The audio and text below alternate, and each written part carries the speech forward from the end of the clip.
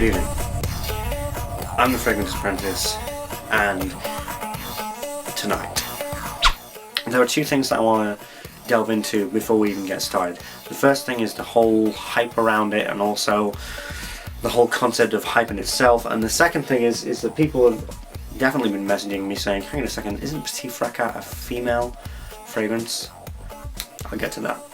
The first thing is that hype is a thing in the fragrance community that at first was loved and adored and the whole kind of thing, but now it's kind of seen as a bit of an irresponsible thing to do, especially with YouTube fragrance reviewers, because, you know, we can sell.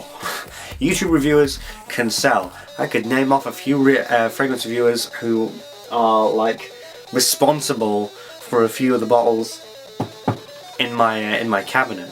So it's quite a powerful thing, and when you're uploading stuff and you're sending stuff out to there, sure, you'll get a lot of haters, but you also get a lot of people who will, you know, blindly go for what you're saying. And that's something that if you misuse or irresponsibly use or don't, or are too naive to understand that, that can cause a lot of damage and that can cause a lot of hate. So with that, I'm just going to honestly lay down who I think that this is for, because this came to me at exactly the right point in my fragrance journey, as we call it, which is quite special, because of course for me this was completely perfect to where I was, but for somebody else, you know, they might just not be into this kind of thing. This is a social night out, going out fragrance. It's unusual. If there was any sort of kind of family or genre of fragrance, I'd say this is similar to Durham Intense and L'Instant de Guerlain Eau Extreme. If you're looking for a new everyday work scent or spring casual signature scent, my review of Bleecker Street will be coming at the end of this season. I'll see you there. But for the main people, the main audience that I want to attract this to, the main people who I want to present this to, is simply this: people who want night out fragrances, people who enjoy Durham Intense and the kind of the chocolatey, slightly gourmand but sophisticated kind of, I don't know, dry gourmandy kind of a thing, which this is, then yes, this is for you. If you're a fan of Angel Man or that whole line, this is also something that you might want to look into. Okay, now that's where it stops. If you're with those kind of people, welcome. Enjoy the rest of the review. If you're not one of those people, this is £135 United Kingdom. It's probably going to be a lot more in the United States, so stay away and just listen for your entertainment or whatever.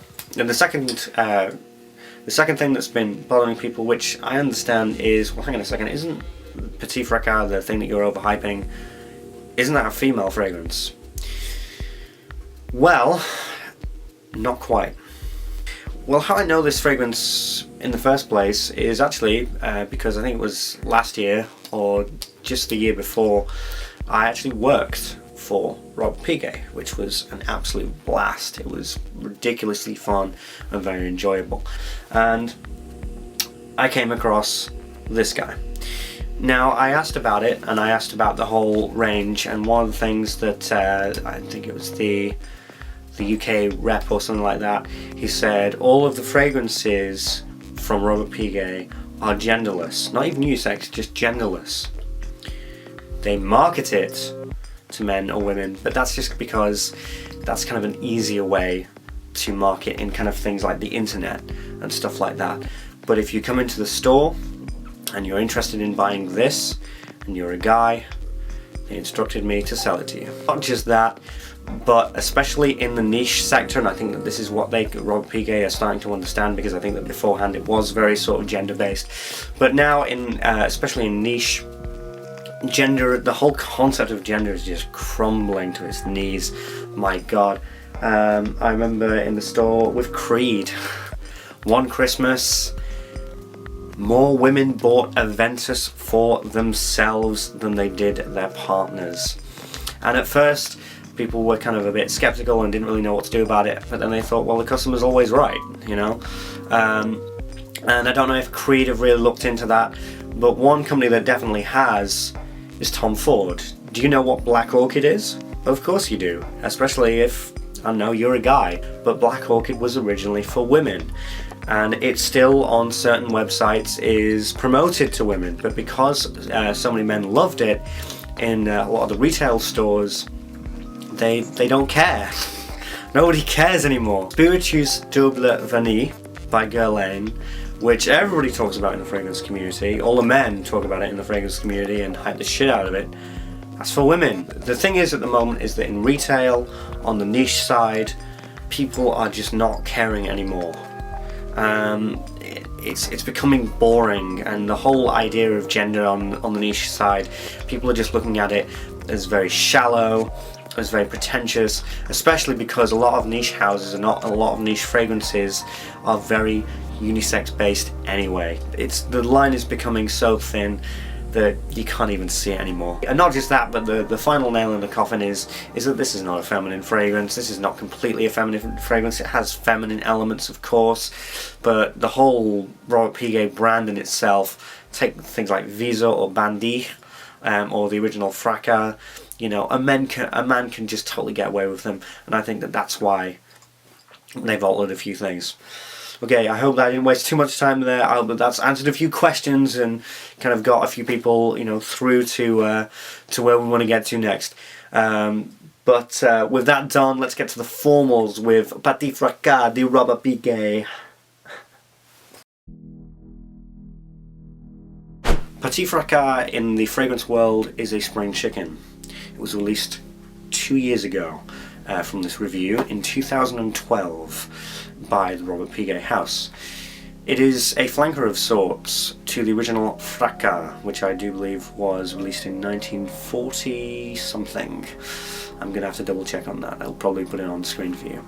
The perfumier is Orline Gouchard. I really hope that I pronounced that properly, who's had quite an interesting and varied career. He has perfumed the most famous and probably most popular of the Le Male flankers, Le Male Tardible, has also done Chinatown by Bond No. 9, and recently created a very popular, but in the fragrance community, polarizing fragrance, Eros by Versace. The concept of this fragrance is a more youthful tone to the overall Fracas DNA. With presentation, it's one of the things that a few customers said they weren't too happy with. I'm personally okay with the presentation, but I understand what they mean.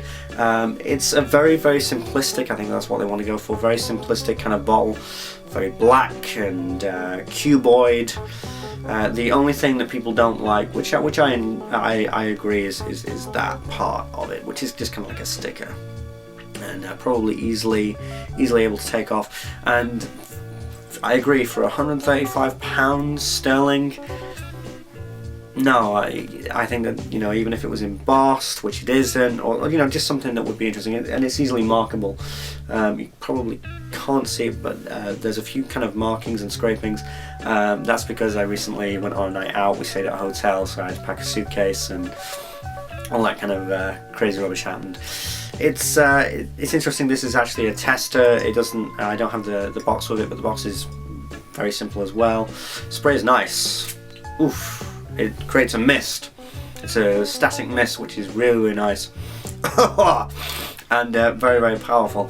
It's a very powerful fragrance, but we'll get to that in the following part of it. But yeah, presentation is not that good. There's a bit of there's an RP there, but it's the only thing that lacks. All of the Robert Piguet bottles are the same.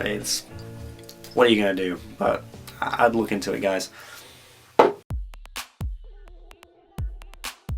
At this point, this has all been fun games, but let's get to the smell. Let's get to why I love it. If you just want to go purely hype, if the whole comparison between this and Dior Intense kind of interested you, then skip to the hype part, which is my personal thoughts.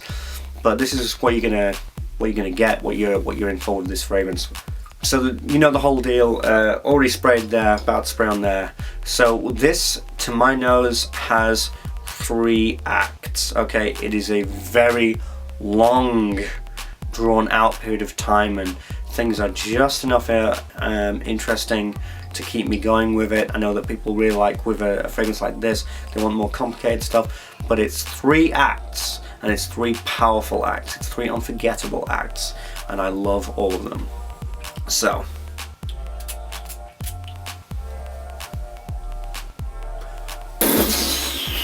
alright, I swear to God. Okay. I didn't really know how to describe this on the smelling kind of stage, because this is wild, right? This is quite wild. So I call this Act 1 the rebellious stage, okay? Which is something that I'm going to come into the personal thoughts. Okay, so the first stage, the first thing that you're going to get hit with is gardenia and cocoa, okay? It's a strange combination at first, but it's there. You're going to get that followed up by tuberose, like crazy, and apparently there's pear. I don't get it, but I get a bit of freshness. Maybe that's the pear, so I'll put it at the end anyway. There's definitely a freshness. It's very exuberant. It's very strong. It's very centered in what it's doing. And it's very solid. There's no wishy-washy kind of a smell. It's a very, very, very solid composition. It's gardenia, it's cocoa, it's tuberose. Tuberose, if you're not completely familiar with it, I had a discussion with Lupe, actually, from the Lupe experience, and he said very, very well, brilliantly, it's kind of like a coconutty smell. It has that kind of tropical, that kind of coconutty kind of texture, you know? Like you go into the coconut and you've got that kind of crazy inner white flesh. It has that kind of a tone to it. So it's not like completely coconutty. But yeah, that's the best way I could describe it to you if you've never actually smelled tuberose. It's dry as hell. This is from beginning to end. It is very dry. The freshness is really only lasts about 5 minutes maybe. That's just like a bit of a snitch. But yeah, it's rebellious. It's very out there. It's very strong. It's beautiful. I can't contain myself. It's so beautiful. I love it. I really, really, really love it. It's majestic. It's out there. It's crazy. It packs a punch, and brilliant. Now, that lasts about an hour, and the transition to this is so smooth, and that's Act 2, and people are going to love this, the chocolate biscuit stage. And what you're going to get now is the cocoa is wild, it's beautiful, but the tuberose is so solid in grounding it. The gardenia is becoming quite smooth. It's not creamy, it's not even powdery, but it's smooth. It's very, very smooth. They complement each other so well. I mean, Jesus Christ. The perfumier, I can't even remember his name. I'm sorry, dude, but you killed it. You completely and utterly killed it. And what it turns into is like this nice, very dry, bone dry, chocolatey biscuit feel. There is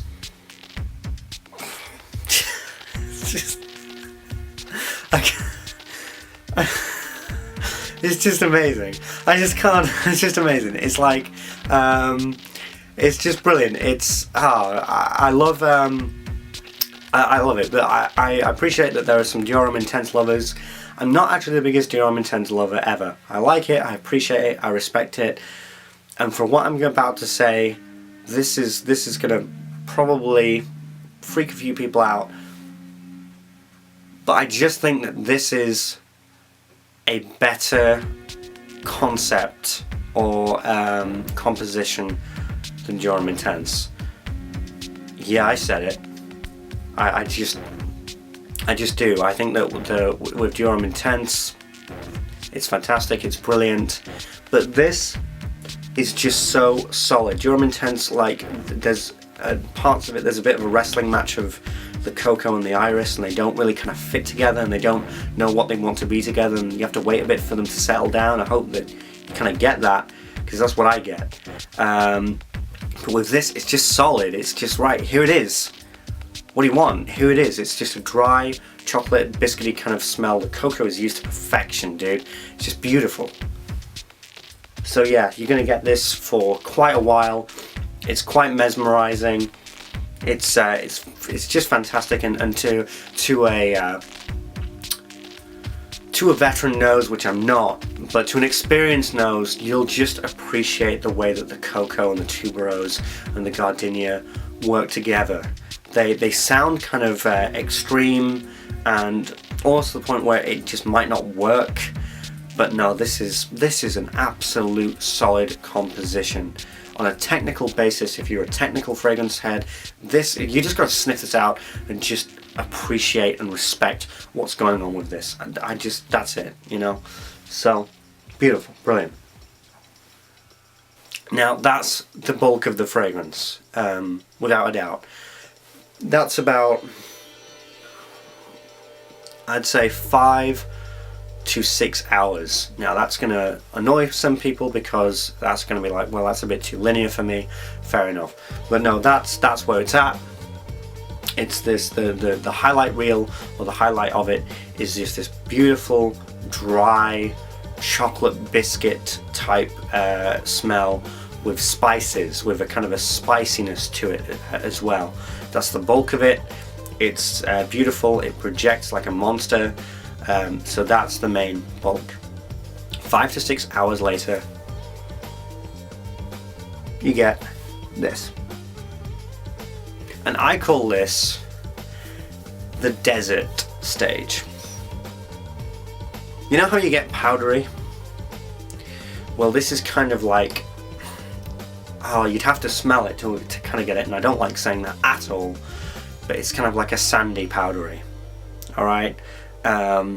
Simply because of the spiciness of it, it's almost like it's like a sandier version of powdery. At this point, the cocoa comes down, the tuberose is still there, and you get musk. There's like a musky kind of thing with the tuberose. The gardenia, definitely still there, and it's kind of like, this really is kind of like a combination of kind of everything, but just like toned down. It's like a fougere. It's kind of like really mellowed. Musk, sandalwood, oh yeah. So you get those kind of like, almost kind of like an animalic kind of a thing going on, because that is quite dark and deep. But again, it's still dry. It's not kind of sticky or slimy. It's still, and that's why I say like it's kind of sandy, you know, like a desert kind of thing. Not Le Art de Desert Moroccan by Andy Tower. No, not that kind of crazy bullshit. No, I mean like, no, it's like the same kind of composition with the cocoa and the sandalwood, but it has more like a sandy texture. But that was the smell. Let's get to performance.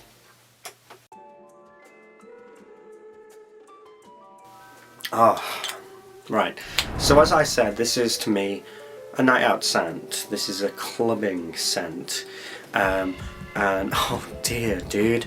If I'm in the club with you and you're wearing a little Le Major Gautier and you want me to back a ribbon and you're such a mess, oh well, I feel bad for you, son, because Petit Fracas got 99 problems, but performance ain't one.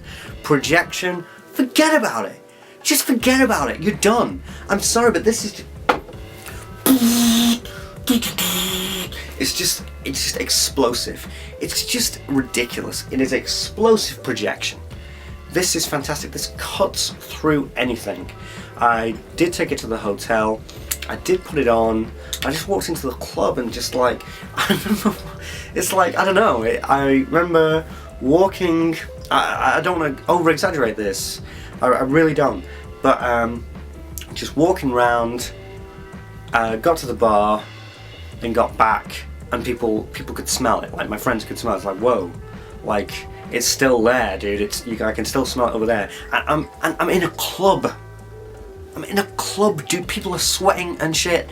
They've got all kinds of horrible synthetic fragrances and stuff. This is, I don't know if it was on purpose or anything, but it's a freak of perfumerying. But this is, no, seriously, man, this is projection. No, it's crazy. You got to be careful with it. The only thing that I think rivals it is Yope, but nothing really touches Yope. And ironically, things like Golden Boy or like deep leathery fragrances, you know. But that's what I mean. It's like it takes harsh leathery fragrances to compete with this. Tuberose is a dangerous thing to perfume. Because of the complexities of it, and it's quite hard to mismatch. But not just that, I think that tuberose is a very pungent smell. But no, this is, if you're in the mood for a fragrance that's just going to take out people and just like, you know, explode, and you missed vintage La Malle by Jean-Paul Gaultier, then yeah, no, seriously dude, this is, yeah, this one. Get this one. Longevity. Right. Went for a night out. Okay. I think I put it on, I think I put 4 sprays on. Yeah, 4 sprays. Maybe 6. Because I can be crazy with it. I think 2 on the wrist. But go out and get home at about 5 in the morning, and I sleep until 3 o'clock in the afternoon. I wake up and it's the first thing I smell.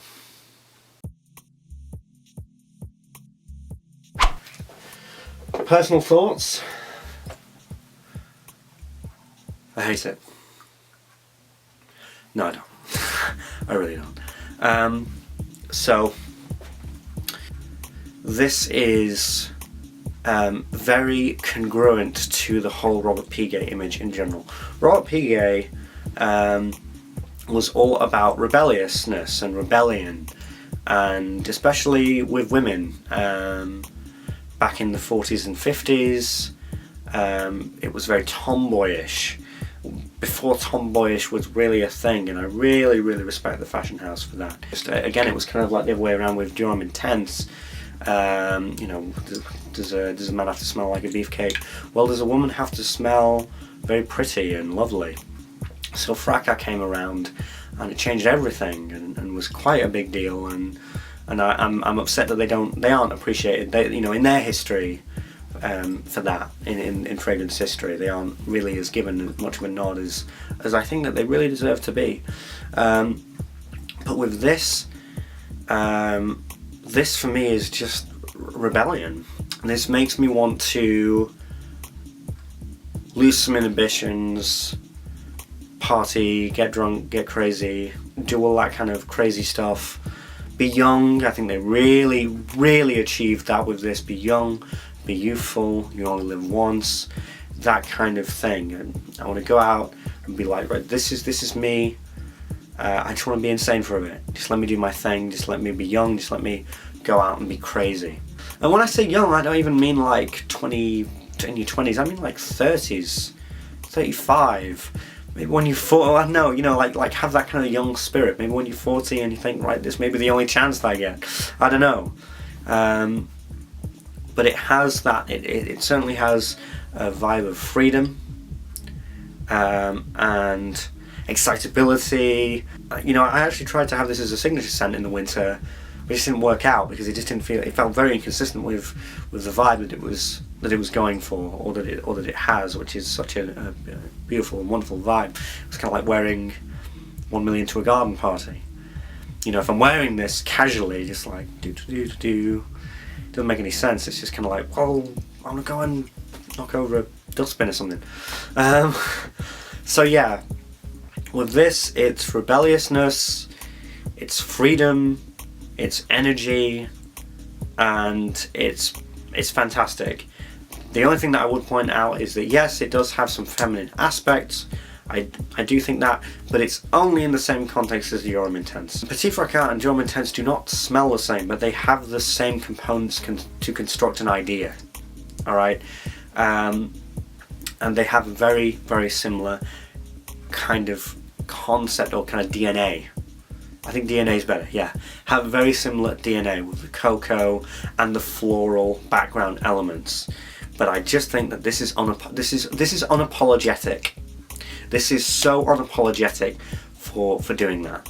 But Jorum Intense is just a bit like, it's great, it's fantastic. I don't want to offend any Jorum Intense fanboys, but I'm sorry. I just think that this is just like, yo, I'm here, and Jorum Intense is like, I'm kind of here, but I don't know if I want to be here. I don't know, am I cocoa, am I iris, what am I? But this is, take it or leave it. I'm really glad I got that out of my system. Believe me, I needed to. I hope that I've successfully conveyed, why I love this so much and why I gave it so much hype and so much attention in the starting lineup. It is a beautiful fragrance for the right person, and I really hope, as I said before, it's actually quite a recent fragrance, only 2 years. So I hope that this will point certain people who are in their journey in the right direction to this fragrance. Hopefully you'll sample it, you'll enjoy it, and it'll be something else in your collection that you're really proud of, that you really love, and that gives you a lot of joy wearing. But yeah, thank you for watching.